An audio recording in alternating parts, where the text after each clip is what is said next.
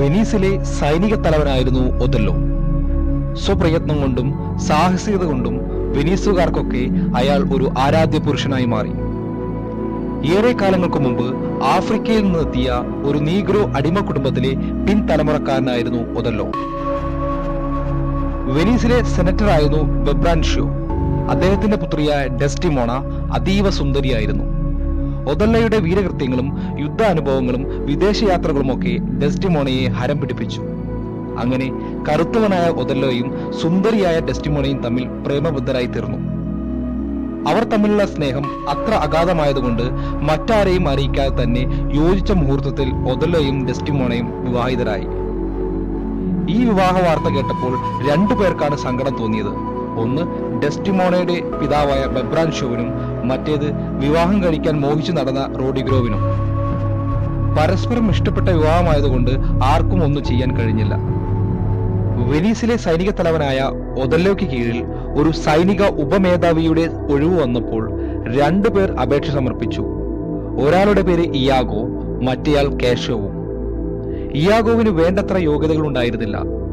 അതിമോഹം കൊണ്ട് മാത്രമാണ് അയാൾ അപേക്ഷ അയച്ചത്. പക്ഷെ കേശു ആകട്ടെ മറ്റൊരു രാജ്യത്തിന്റെ സൈനിക മേധാവിയായി ജോലി ചെയ്ത പരിചയമുണ്ട്. അങ്ങനെ തിരഞ്ഞെടുക്കപ്പെട്ടത് കേശോ തന്നെ. ഈ തീരുമാനം ഇയാഗോവിനെ ചൊടിപ്പിച്ചു. ഒഥല്ലോവും ഇയാഗോവും സുഹൃത്തുക്കളായിരുന്നു. പല രംഗത്തും ഒന്നിച്ചു പ്രവർത്തിച്ചിട്ടുണ്ട്. ആ നിലയ്ക്ക് ആ സ്ഥാനം ഒഥല്ലോ അറിഞ്ഞുകൊണ്ട് തന്നെ തനിക്ക് നൽകുമെന്ന് ഇയാഗോ കരുതിയിരുന്നു. ഇക്കാര്യത്തിൽ ഇയാഗോ കഠിനമായി നിരാശപ്പെട്ടു. അതുകൊണ്ട് അയാൾ ഒഥല്ലോവിനോട് പകരം വീട്ടാൻ പല വഴിയും ആലോചിച്ചു. ഒഥല്ലോയോട് നീരസം തോന്നിയ രണ്ടുപേർ ഉണ്ടായിരുന്നു. ഒന്നാമത്തെയാൾ ഇയാഗോയും രണ്ടാമത്തെയാൾ ഡെസ്റ്റിമോണയെ വിവാഹം കഴിക്കാൻ ആഗ്രഹിച്ചു നടന്ന റോഡിഗ്രോയും. പാവം റോഡിഗ്രോ ഇയാഗോവിന്റെ വാക്കിലകപ്പെട്ടു. അങ്ങനെ ഇവർ രണ്ടുപേരും ഒന്നിച്ചുകൂടി പ്രതികാര മാർഗങ്ങൾ തേടി. വിവാഹ ദിവസം ഒഥല്ലോ ഡെസ്റ്റിമോണയ്ക്ക് സമ്മാനമായി നൽകിയത് ഒരു വിശേഷപ്പെട്ട ഈജിപ്ഷ്യൻ പട്ടായിരുന്നു.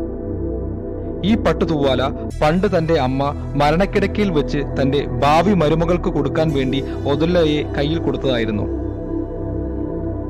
അവരുടെ സ്നേഹബന്ധത്തിന്റെ അടയാളമായിരുന്നു ആ പട്ടുതൂവാല.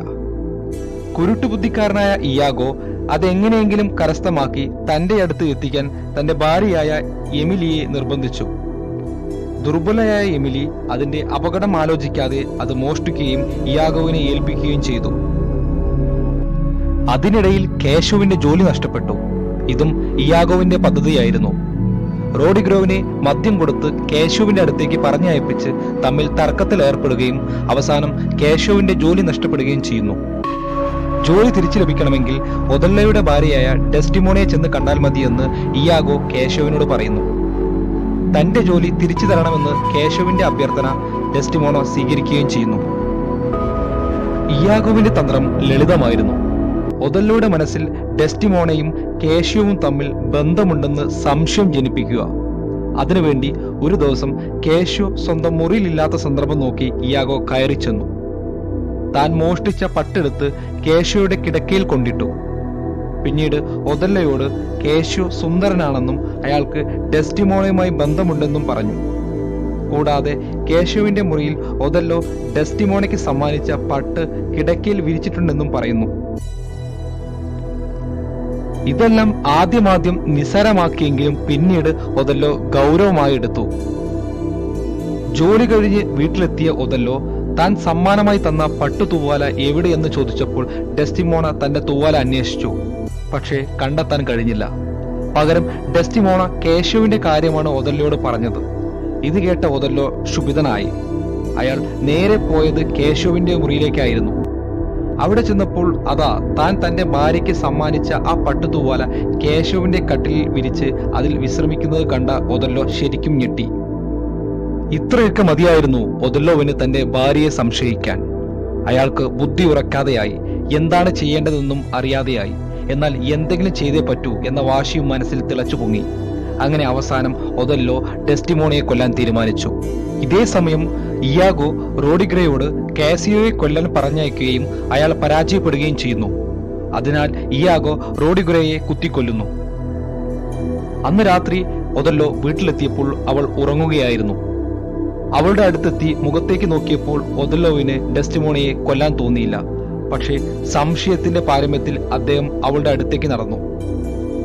പെട്ടെന്ന് ഞെട്ടിയുണർന്ന ഡെസ്റ്റിമോണ തന്നെ കൊല്ലരുതെന്നും താൻ തെറ്റുകാരിയല്ലെന്നും പറഞ്ഞ് അപേക്ഷിക്കുന്നു. പക്ഷേ അയാൾ അവളുടെ വാക്കുകൾ ചെവികൊണ്ടില്ല. തലയിണ മുഖത്തമർത്തി ശ്വാസം മുട്ടിച്ചു ഒതല്ലോ അവളെ കൊന്നു. പിറ്റേ ദിവസം പ്രഭാതത്തിൽ നാട്ടുകാർ ആ വാർത്ത കേട്ട് ഞെട്ടിത്തെറിച്ചുപോയി. ഒതല്ലോ ഡെസ്റ്റിമോണയെ വധിച്ചു. ഈ വാർത്ത കേട്ട് കേശു കരഞ്ഞു, ബെബ്രാൻഷോ കരഞ്ഞു, എമിലിയും നാട്ടുകാരും മൊത്തം കരഞ്ഞു. എന്നാൽ ഈ സമയത്ത് ഒരാൾ മാത്രം ആത്മനിർവൃതിയോടെ പൊട്ടിച്ചിരിക്കുകയായിരുന്നു. അത് മറ്റാരുമല്ല, ഇയാഗോ.